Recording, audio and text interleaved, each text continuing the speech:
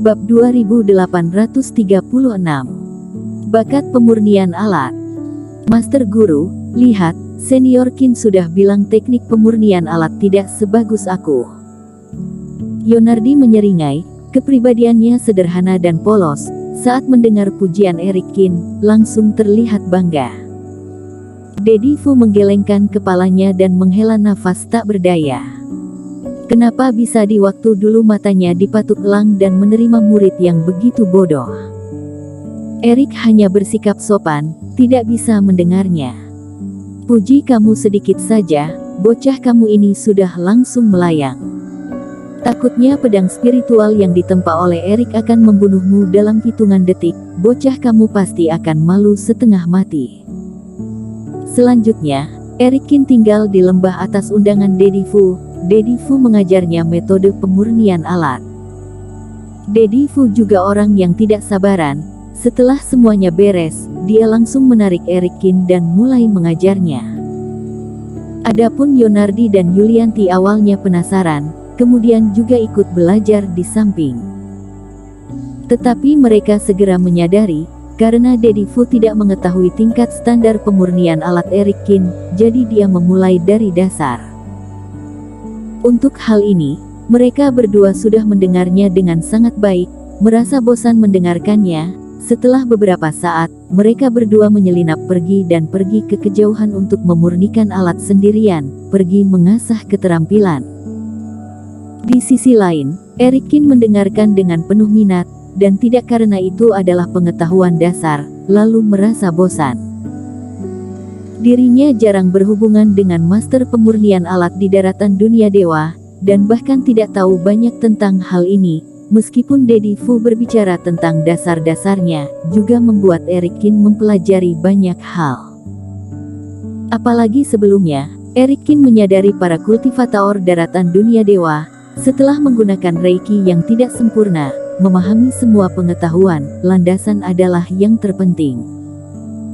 Makanya lebih tidak akan meremehkan hal-hal sederhana ini, tetapi akan merenungkan arti dari setiap kalimat Dedi Fu, dan kemudian merenungkannya. Sesekali, Erik Qin juga bertanya, menanyakan hal yang belum dia pahami kepada Dedi Fu. Melihat Erik Qin mendengar dengan seksama, Dedi Fu juga cukup senang. Setidaknya ini menunjukkan bahwa Erik Qin bukanlah tipe pribadi yang sangat ambisius, dan tidak impulsif saat pemurnian alat. Dan pertanyaan yang diajukan oleh Erik Qin seringkali cukup kritis, hampir semuanya mengarah langsung ke inti dari pemurnian alat. Ini membuat Dedi Fu semakin terkejut. Ini menunjukkan Erik Qin tidak hanya mendengarkan dengan sabar, tetapi juga memahami sepenuhnya. Bakat pemurnian alat Erik tampaknya lebih tinggi dari yang dia bayangkan. Dua orang ini, satu fokus pada pemahaman dan satunya lagi sungguh-sungguh mengajar. Mereka berdua sangat fokus.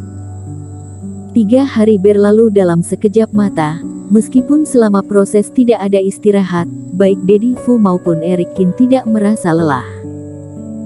Dedi Fu sangat menyukai metode pemurnian alat, jadi dengan senang hati juga dia menjelaskan esensi dari pemurnian alat kepada orang lain dan menyebarkan metodenya.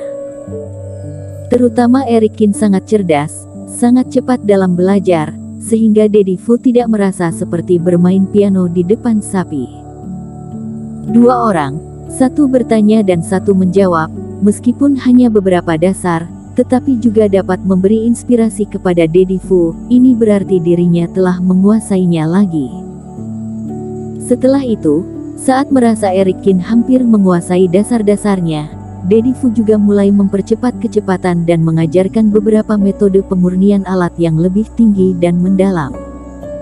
Kali ini Dedi Fu yang lebih banyak bertanya. Lewat pertanyaan, Dedi Fu juga bisa menguji sejauh mana pemahaman Erik Qin. Dan Erik Qin menjawab, meskipun kecepatannya tidak cepat, beberapa pertanyaan perlu dipikirkan dengan matang sejenak. Tetapi begitu menjawab, pada dasarnya sama dengan jawaban yang benar. Hal ini membuat Dedi Fu terkejut lagi, jangan-jangan dirinya benar-benar bertemu dengan jenius pemurnian alat. Erik, tingkat dasar pemurnian alat, sudah tidak ada hal lain yang bisa aku ajari kepadamu lagi. Setelah 5 hari berlalu, Dedi Fu merasa tidak ada yang perlu dikatakan, jadi dia berkata, "Kamu pernah bilang hanya bisa di lembah sekitar 20 hari. Selama beberapa waktu ini, jelas tidak mungkin mahir dalam segala macam pemurnian alat. Bagaimana kalau kamu sebut satu jenius pemurnian alat, aku akan fokus mengajarkannya kepadamu." Saat Dedi Fu mengatakan ini, hatinya juga cukup emosional. Bahkan, hanya dasar-dasar pemurnian alat, rata-rata kultivator harus belajar selama sekitar 3 bulan, dan sulit untuk mengatakan apakah mereka memahami semuanya.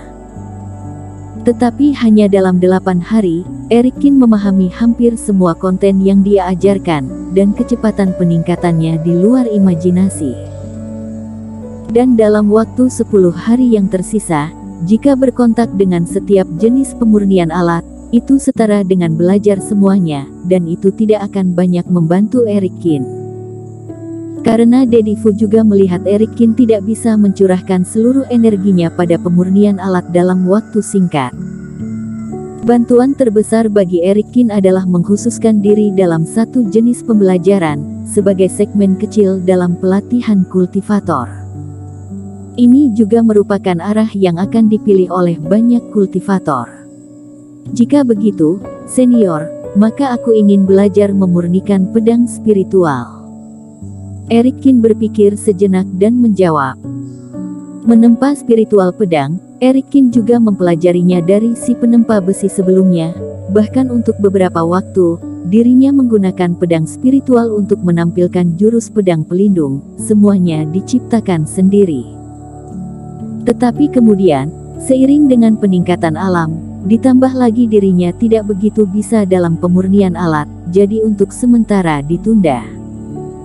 Karena kali ini memutuskan untuk melatih pemurnian alat, maka akan lebih baik dimulai dengan pedang spiritual. Dan Eric Kin juga menantikan apakah jurus pedang pelindung bisa digunakan kembali kali ini. Jurus pedang pelindung adalah sihir ameh yang dia peroleh dari bintang biru. Berbeda dengan ilmu sihir yang berperingkat. Menurut perkiraan Eric Kin, teknik ini tidak memiliki apa yang disebut tingkatan kelas, dan sangat ajaib. Kekuatan ilmu sihirnya sepenuhnya bergantung pada jumlah pedangnya dan kekuatan spiritual pedangnya. Dengan kata lain, ini mirip dengan Sky Eater yang dia pelihara. Sky Eaters tingkat elit mungkin tidak mampu menghadapi master fase penilaian tahap awal yang kuat, tetapi jika 10 juta, ratusan juta, itu akan menjadi lonjakan satu sisi.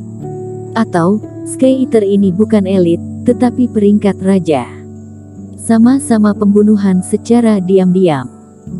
Kekuatan ilmu pedang sepenuhnya terserah pada diri sendiri, bukan atas ilmu sihir. Eric Kin semakin kuat, pedang spiritual juga bagus, teknik ini memiliki kemungkinan pertumbuhan yang tak terbatas. Pada saat ini, jika dirinya bisa membuat pedang spiritual tingkat tinggi, secara alami, ilmu pedang akan memiliki kekuatan tempur tingkat atas.